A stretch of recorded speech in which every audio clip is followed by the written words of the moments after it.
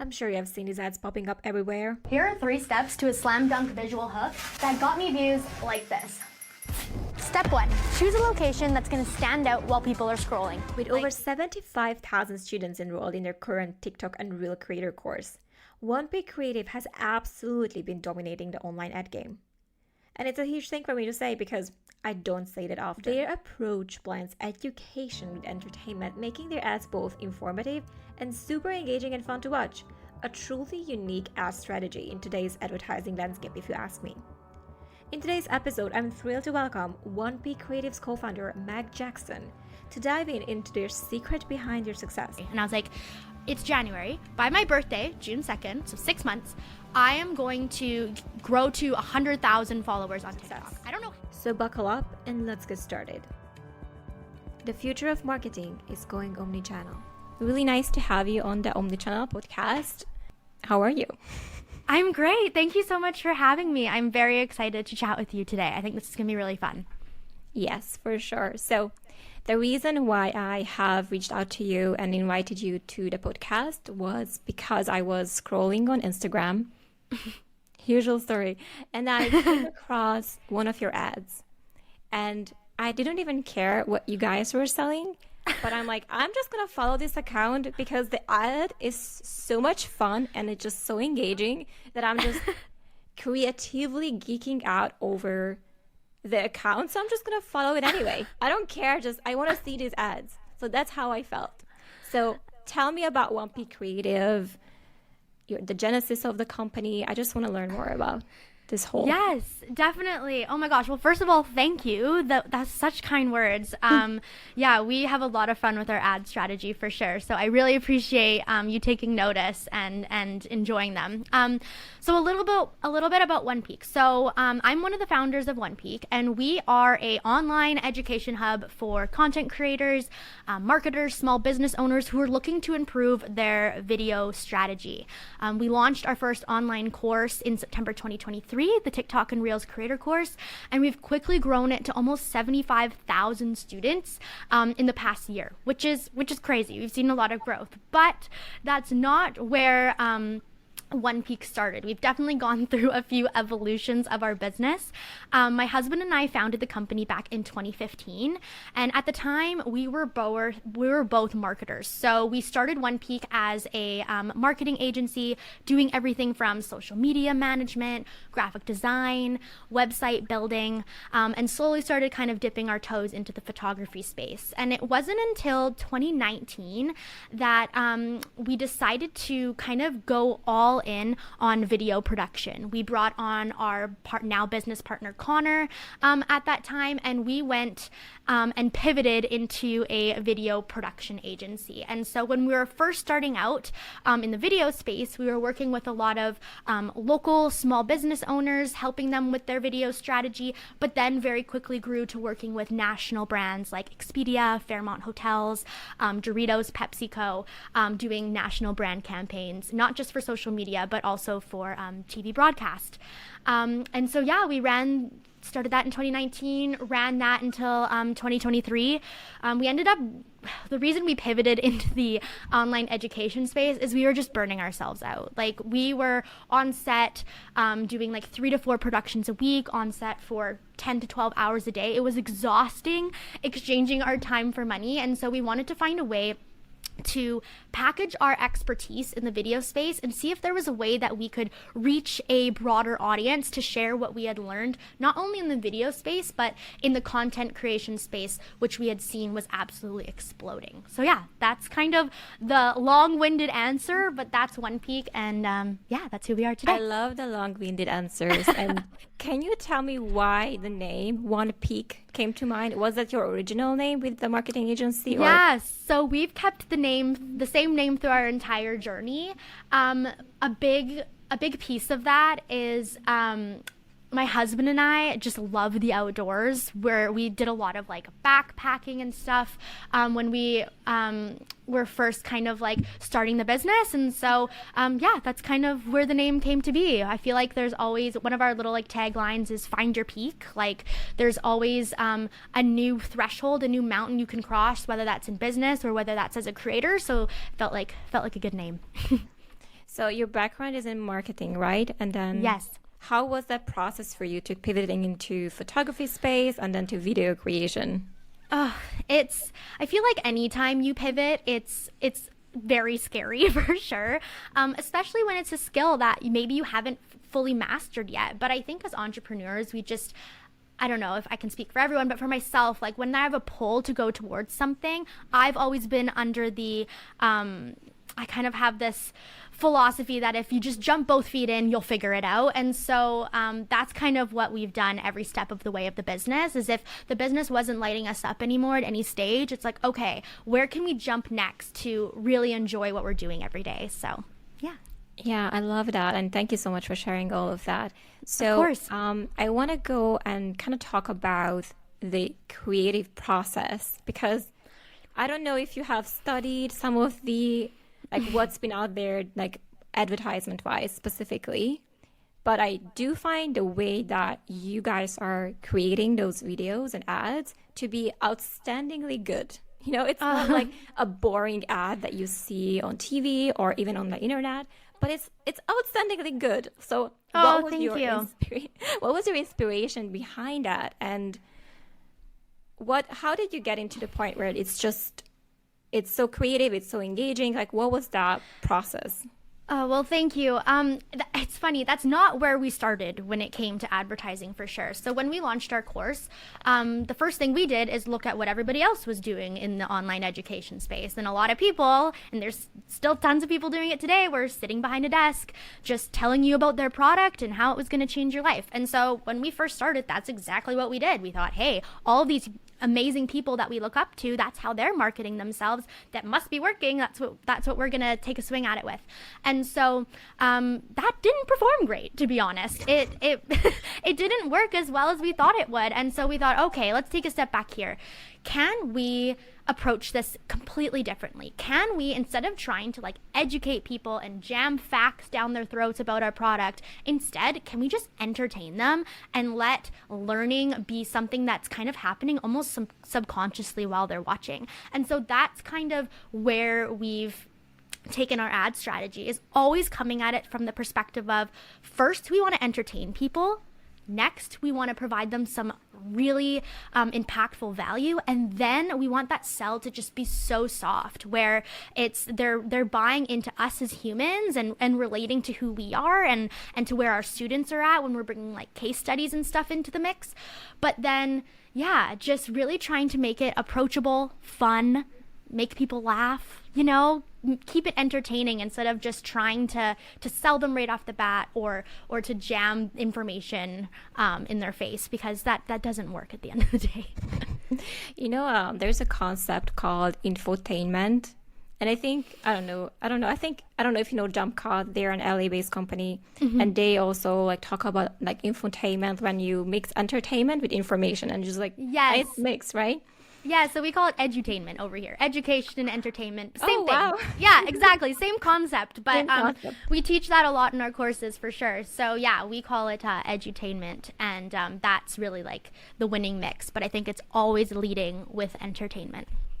So who is the mastermind behind those random, like, even the script is so random, but like the clip, like, who is behind like the fish tank and like that is like who's doing that? Oh my goodness. I like to think that Glenn, Connor, and myself are very collaborative in the creative process. We all definitely have our strengths. More so like approaching it where it's like, instead of being like, we need to follow this like A to Z playbook, how can we just keep people engaged, entertained throughout? And what visuals could we bring in? And then how can we build the script around that later? So it's almost thinking about like, what could we visually put on the screen that's going to pull people in? And how can we build our script around that? We find when we take that approach, it works really, really well for us. So it's always the visuals first, and then you think about what the script is going to be like. Yeah, and sometimes we do it the opposite way, but I find that thinking about like what is visually going to stimulate people, and then how can we build the script kind of around that. So the Uber story, for example, when you were in the car, like those that came first, and then you built the script around that as well. It's hard. That kind of ad is a little bit, that is kind of more of like an ad, like brand piece format, whereas the ones that we do for our course are very different. So that one we would have built the script out first. I feel like I'm really confusing your audience here, but it's the kind of different when it comes to like creating like that was more of like a brand ad, whereas like when we're creating like an edutainment style ad for our products, I find that we like to think about like what does the audience want to see, and then how can we go from there. It's really exciting. We're actually going to be launching a brand new course in January called the Video Ads Academy, where we're going to be taking people through exactly how we create our ads and what that looks like. So I'm really excited for that. That's very exciting. What is your favorite ad that you've ever done, whether it's on the infotainment side or whether it's on, edutainment side, or whether it's on the just for one peak? Is there anything in specific that you feel like that was so much fun to make? That's a tough one. I feel like, honestly, anything that we're creating for our courses right now is really lighting me up because we have complete creative control since it's our product that we're marketing. I find it's just like the shoot days are just so fun. Like we're literally laughing so hard. Like you bring up the fish bowl. Like I literally take a fish bowl full of water and like fling it at the camera. My husband got like drenched in that moment. Like we keep it really fun and we keep it really lighthearted. So I feel like any of those ads where we have full creative control, I'm really enjoying making. How long does it take to shoot like a 1 minute ad? Oof. Depends on the It totally depends on like contextually what's happening in the ad. It ranges for sure. But we like to try, and this might be a little bit crazy, but we like to try to shoot everything in a day if we can. So we'll typically start in the morning and try to wrap by the afternoon. And we choose our locations very strategically so we can try to accomplish it in that. And yeah, we find that works really well for us. We're typically putting new ads in market every couple of weeks, so we have like quite a quick cadence there. So we want to provide as much value and entertainment as we can, but also not be like spending a week producing an ad. We'd like to try to do it as quickly as possible, but as effective as possible. I love that. Thank you so much for sharing that. Yes. So I wanted to ask you about, so here's one thing I noticed about your company and your brand specifically is that you actually embody what you teach. So you're not just like selling the course, but you have your own Instagram, you have your TikTok's account, like all of you individually have your own accounts that you are creating content for. Yes. So that is so unique to me that when you're embodying your teachings and we can check the numbers are behind you. It's not just that you're making shit up. Yeah. Yeah, it's definitely was intentional where it's like if we're going to be teaching people how to make organic content and eventually teaching people how to create ads that convert, we need to have proof in the pudding. We need to practice what we preach. Creating an organic strategy for ourselves to like prove that we knew what we were talking about was definitely intentional. I remember when we were starting to build out the framework for the course, I set a goal for myself where I had never posted a personal TikTok before. Like we'd helped our clients and stuff with videos, but I'd never done it myself. I'd had Instagram for forever, but TikTok just wasn't something personally I had done. So I set a goal for myself where I was like, I think it was January, and I was like, it's January. By my birthday, June 2nd, so 6 months, I am going to grow to 100,000 followers on TikTok. I don't know how I'm going to do it. I've never done that before, personally, but I'm going to try. And so that's using everything we teach in the course. I'm going to follow the framework to a T and see if I can do that. And I think it was by like the second week of May, I had passed 100,000 followers. And I think I had accumulated almost like 80 million views, which is crazy. And I think by my birthday, I was at like 115,000 or something. And so I could say, hey, even if you're starting from ground zero on a brand new account, this can work. And so, yeah, that was a really, and at the same time, Connor, my business partner, was doing the same thing on his golf channel. And I think he grew his to like 50,000 or something, was getting millions of views. Like it was really important to us to be able to practice what we preach. Because yes, we had helped our clients do this, but personally, for people that were creators that we wanted to take our course, we wanted to make sure that they could really like look at what we were doing and be inspired by that. So yeah, that was definitely very intentional. And you know what I want to add to this is that you didn't just create a TikTok and did a random thing. You actually built it around who you are, right? So Yes. it's not just like you doing like throwing things to the wall and like getting like attention that is like a weird attention like you see those kids doing, right? Or Yeah. dancing around. Like it's Yes. more like Megan in its entirety, like how can I Yes. build that and right? Exactly. It was really intentional. I wanted to share like Glenn and I's crazy life as parents and like who we are as people, and hope that other people that whether they're parents or not were just inspired by our like relationship. Really, is what it came down to. We kind of were in the like couple niche, which is like a very interesting niche. If you haven't like gone down that rabbit hole on TikTok or Instagram, it's really cool to like. I just love being able to like have a little behind the scenes look into people's lives, and I feel like even if I don't know them personally or have any connection, like if they can entertain me and they are providing me some sort of value. In our case, it was in the value of our videos was like you're gonna laugh, you're gonna have fun, you're gonna see a funny reaction or see a challenge that we do with each other. And so yeah, our goal was just to be able to entertain people and to bring a little bit of laughter into their lives, and it ended up working really well for us. So yeah, we do definitely try to create as much content as we can, because I think it's important to be able to also learn as well, like to be continuously learning, continuously pushing ourselves, seeing what works, what doesn't. I think it's really important to, especially if this is what we're teaching in the space, to kind of stay on top of it and keep ourselves fresh. I want to go a little bit behind the business if you don't mind sharing. Sure. Are you running your own ads? Like, is it something that you do? Or do you have someone, an agency that you work with that are doing all those things for you? Yeah, so I'll share a little bit of our ad journey. So when we were launching the course last September 2023, we first started a bit before that experimenting running our own ads. So prior to this, we hadn't spent $1 on marketing our marketing business or a video production agency. So the thought of like dumping money into ads was kind of scary. It was like, is this going to work? Is it not going to work? Will it pan out? And so when we first started, where our expertise shines is on the actual like ad creative side of things. We had never run an ad before in our lives before launching this education company. And so we started by like spending $50 there, $100 here. Oh, maybe we'd get a course sale, but then the next day it wouldn't do so great. So we were like very emotional advertisers, where we would have like a laser vision on the numbers and be kind of like pulling the triggers of like turning ads on and off based on that. And so we realized very quickly that we were not ad specialists and we needed a little bit of help. So we had a friend locally who had run a media buying agency, and we asked if he would help us out.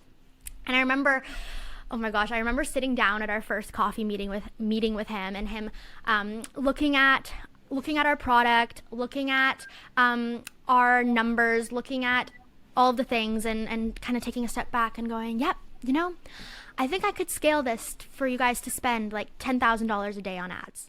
And I think I almost barfed. I was like, sorry, what? $10,000 a day? That's insanity. Like, we'd just like dipped our toes. And he's like, no, I think I could scale this thing. You have a product that is really marketable to such a wide range of people, whether they're creators, small business owners, or marketers. I think we can scale this thing. And so that's exactly what he helped us do, is slowly started increasing that ad spend, and we kept pumping out really great creative. And now we're spending upwards of like $25,000 a day on ads, which is crazy. And right now you're feeling like really good about it. It's you getting your Yeah. ROI. Yeah, exactly. And like one thing he taught us is like all you need to do is be able to turn $1 into two. Like if you can just simplify it that much to be like, that's all I need to be able to do, then you're profitable. So I think having that perspective shift too was really big in the beginning. And yeah, it's been a really crazy, fun journey for sure. Love that. I purchased one of your courses because of the ads, and I was like, I'm going to interview you, so I might as well do my market research and actually buy the product. So when I was on the page, I'm like, okay, let's buy this. And then, some upsells here and there. And then next page, some upsells here and there. And then I'm like, I really need to have some self-control here because I'm going to do. But I love how that's intentionally built up to like, you might need this too and that. And so is that also the ad agency that has been putting all that together, or is it you So guys? we've done all of that kind of like back end stuff. Like we're doing all of that in house. We definitely like have brainstorm sessions and stuff with our media buyer to kind of like test new things. Everything is A/B tested. So all of our landing pages are A/B tested. What upsells we include in the sequence, like everything. So we've kind of narrowed it down to a formula that works really well. And then when we go to introduce a new product into our product suite, like for example the Video Ads Academy in January, then that as well will be A/B tested on how we're going to position that and the type of upsells, order bumps, and stuff that we'll include. So again, we were so new to the space, like we knew nothing. I think when we first launched, we had no order bump, we had no upsells. It was like, here's a course, hope you like it. So now we've grown it to more of a little bit more robust strategy where we have a lot more products that we can offer our students and help them in specific areas. So for example, like we noticed a lot of people were really struggling with their hooks. So it's like, hey, we can build a mini course all about just like perfecting that first 3 to 5 seconds of your videos. So we created the Art of Hooks course. Or we had students reaching out being like, this is all great, but like I'm just really not confident showing up on camera. So we created a course called Comfy on Cam to help people like get over that like mental block of like getting in front of the camera and sharing their stories. So we kind of turn to our community a lot to be like, what is it that you need, and can we create products that can help support you no matter what stage of your content journey that you're in.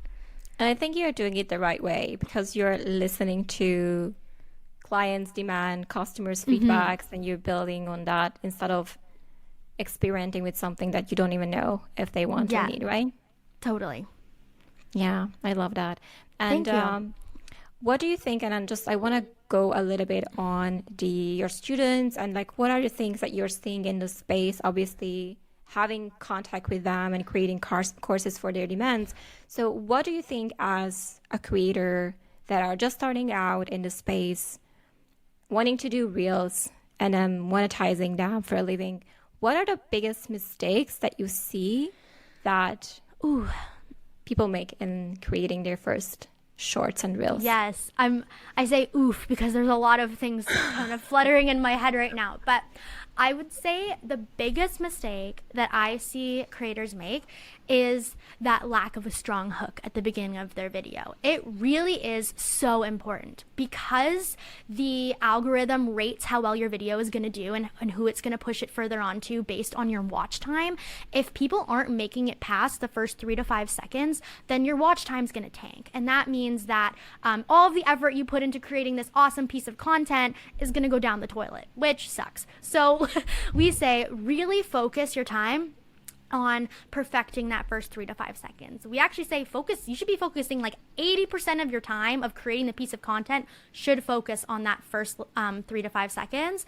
It's funny, like if you go we have a private Facebook community that comes with our course, and so people are always sharing videos in there, getting feedback from other students. It's a really cool like collaborative process.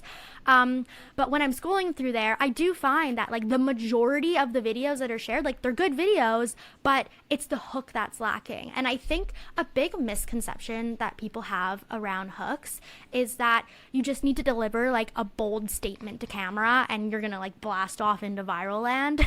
But unfortunately, that's just not how it works. So I'll share an example of something from like my own experience where I found that I really kind of like where it first kind of like hit home for me, the power of a strong hook. So a few years ago, my husband and I and our little one went on a trip to Tofino, which is like a surf town out here in BC where I'm from.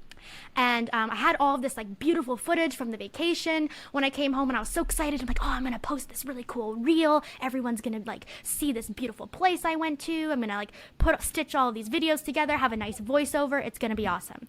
So I posted the video. Crickets, like got not a ton of viewership. I was like, oh, this is odd. I thought this was really great. But then what I realized is I didn't give people, like people weren't making it, like you can actually go into your insights and see where people are dropping off in your video. And I noticed that after like the first 3 seconds, people were out of there. So it's like, I wasn't giving them a reason to stick around to see all this awesome footage that I had. So I decided to take another whack at it and think about like, how could I spark curiosity about this vacation? And so one interesting thing that happened on the trip was that we found out that I think she was like a year and a half at the time. our little one was scared of sand. So we had spent all of this money on this like extravagant vacation to this surf town, beach town, and we get to the beach and our daughter hates sand. Like, awesome, this is great. So I thought to start the video with, my daughter has a phobia I've never heard of before, and it absolutely ruined our beautiful vacation. So right there, just that change of instead saying like, come with me on my trip to Tofino, instead using a hook that sparks a bit more curiosity. That video went on to get, I think it's almost at like 2 million views. So just that little difference of bringing in that curiosity factor makes just like a wild transformation, and it can really happen overnight. It's quite quick. Once you understand being able to spark that curiosity, it'll totally transform your strategy. And I love seeing students have big like overnight wins like that. I love that. And how about your daughter? Does she like sand now? Is she okay She does. with it? Yeah, she's good now. Now she's just like obsessed with the beach. We go all the time. But yeah, that was a tough pill to swallow because I remember I'm like, oh, I'm so excited for her to like take her steps on the beach and this and that. And I put her down and it was just like screaming. I was, oh no, it was a long week for sure. Love that.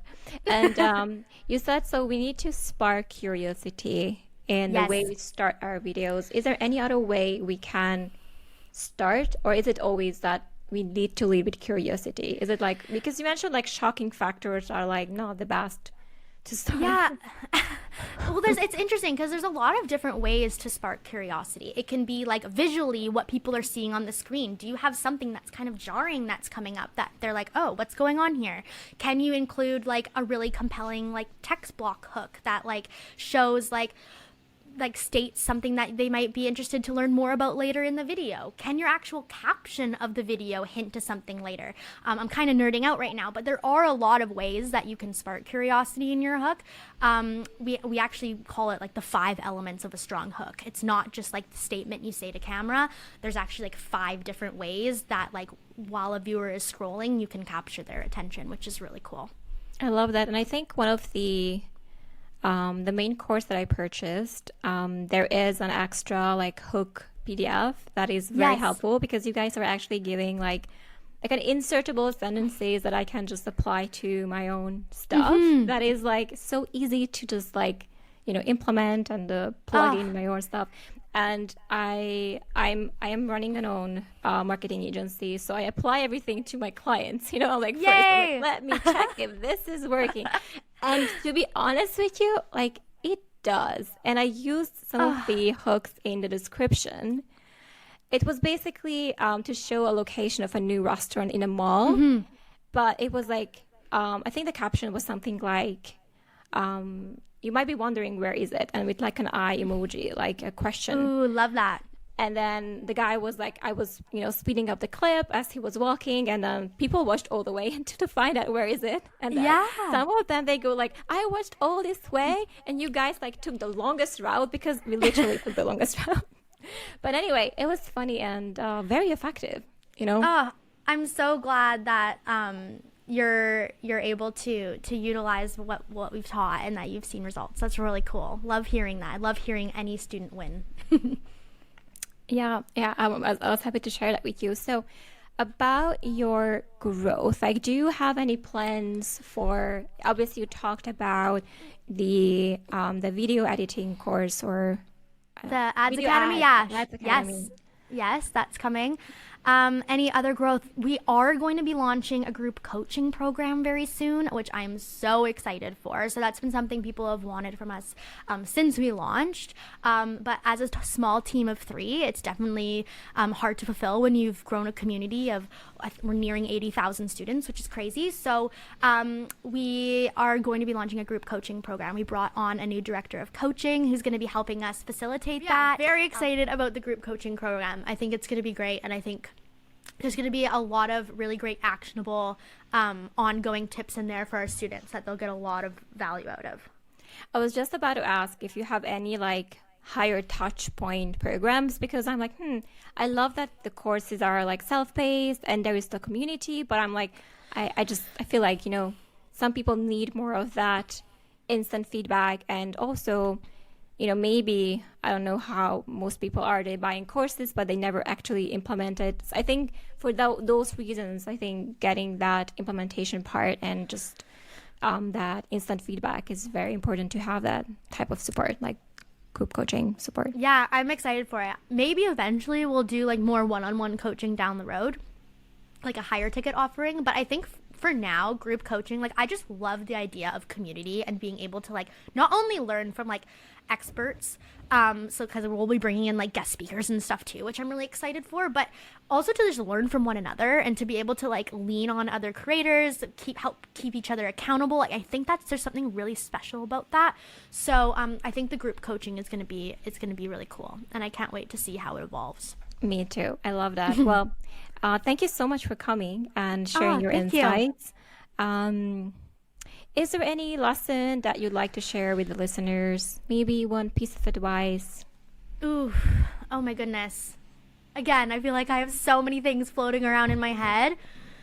I think one piece of advice would be I think one big thing that's been floating around the marketing space for years is that you need to be like posting all of this content all of the time and just like huge volumes of content. Post 3 times a day, this and that. But if you can focus on the quality of your content rather than the quantity, and like really be intentional with like the value that you're providing and the caliber of content that you're creating, I think posting just even like 1 to 3 great pieces of content a week rather than like burning yourself out trying to post a ton of content every single day, you're going to see success quicker that way, because you're going to be able to really fine tune your craft and find those formats that are going to be a slam dunk for you, and then put all your eggs in that basket and your growth will just explode. So that would be a big piece of advice I have.